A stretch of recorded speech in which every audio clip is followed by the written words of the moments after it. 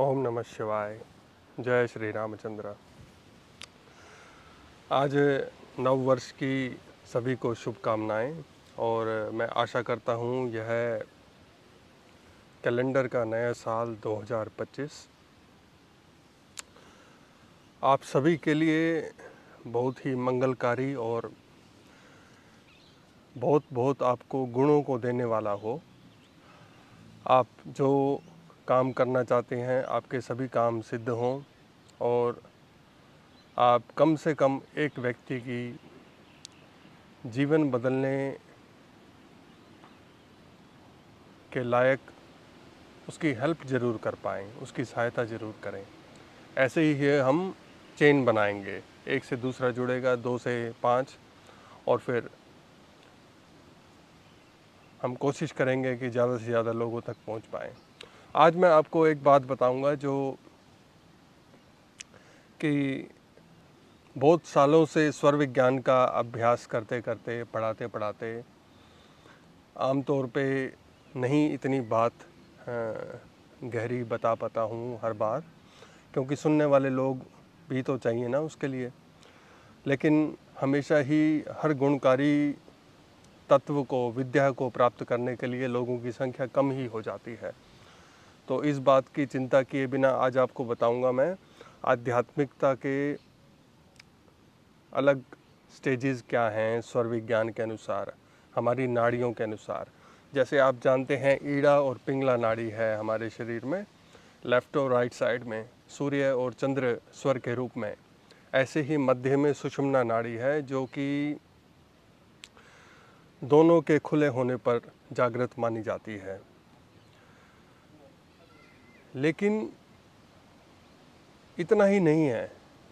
अगर आपको मैं सिर्फ ऐसा कह दूं कि 3 नाड़ियां हैं तो बात बनेगी नहीं पूरी। थोड़ा आपको और डिटेल में बताना पड़ेगा कि हमारे शरीर में टोटल नाड़ियां जो हैं आमतौर पे नाड़ी शास्त्र के अनुसार 72,000 हैं, 72,000। लेकिन एक और ग्रंथ है षट चक्र निरूपणम, उसके अनुसार हमारे शरीर में 3,50,000 नाड़ियां हैं। तो अगर मैं उसमें से बोलूं आपको कि 3 नाड़ियां ऐसे हैं ईड़ा, पिंगला और सुषुम्ना मध्य में, तो बात बहुत अच्छी लगती नहीं। तो थोड़ा और डिटेल में आज आपको बताऊंगा। सुषुम्ना नाड़ी जो है ना वो आध्यात्मिकता की प्रतीक है, समाज से कटाव का प्रतीक है। जब सुषुम्ना नाड़ी चलती हो हम आमतौर पे यह बताते हैं, यह जानते हैं कि कोई भी इम्पोर्टेंट डिसीजन ना लें, निर्णय ना लें, क्योंकि उसमें फेल, असफलता होने की संभावना बहुत ज़्यादा है। तो हम किस प्रकार के कार्य करें जब सुषुम्ना नाड़ी चलती हो? सुषुम्ना नाड़ी चलती हो तो हम जैसे अभी संध्या का समय है तो हम भक्ति भाव मन में लाएं, भजन कीर्तन करें, ध्यान लगाएं और गुरुजनों के दर्शन करें। ठीक है, इस प्रकार के जो भाव है ना और जो इस प्रकार के जो कार्य हैं जो समाज से आपको सूर्य और चंद्र नाड़ी के प्रभाव से आपको दूर करते हैं, वो आपने सुषुम्ना नाड़ी के प्रभाव में करने हैं। कोई इम्पोर्टेंट डिसीजन नहीं लेना, अपना भक्ति का काम करना है, भक्ति में ध्यान लगाना है। संध्या काल इस बात का प्रतीक है कि अब सूर्य और चंद्र मिल रहे हैं, बाहर के जगत में भी और भीतर के जगत में भी। लेकिन वो ही बहुत नहीं है।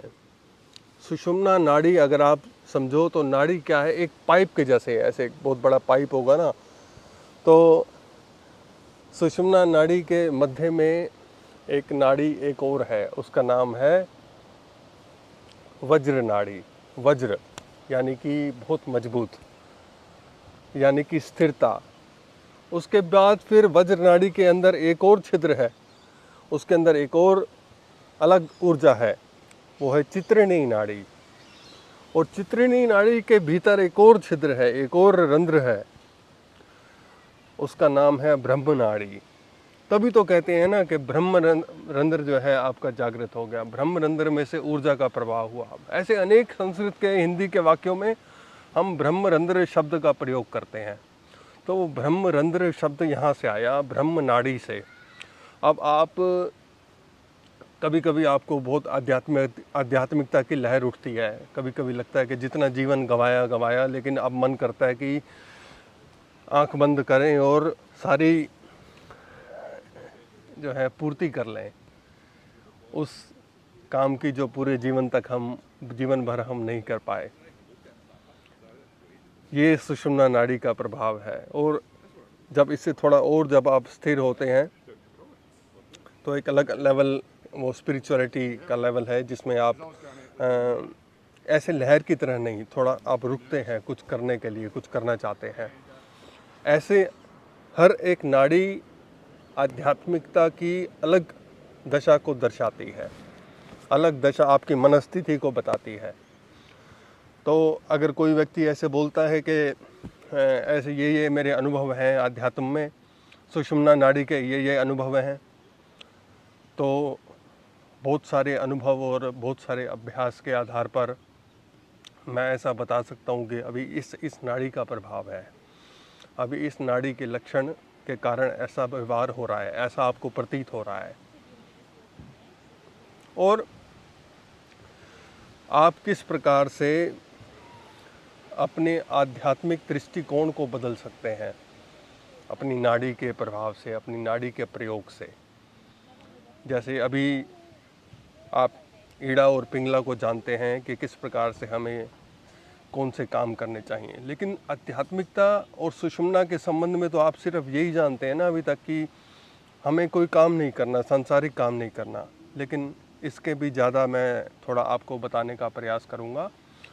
और इसी के लिए एक कोर्स डिज़ाइन किया है, स्वर विज्ञान का ये कोर्स है। अगर आप थोड़ी रुचि रखते हैं स्वर विज्ञान को ध्यान से गहरे से सीखने के लिए, जैसे अभी आपको थोड़ा सा बताने की कोशिश की मैंने, तो आप इस कोर्स को ज्वाइन कर सकते हैं।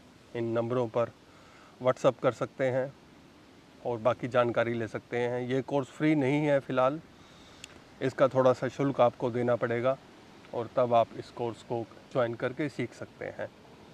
आशा करता हूँ आप नव वर्ष मंगलमय रूप से मनाएंगे। आज के लिए इतना ही। धन्यवाद। ओम नमः शिवाय।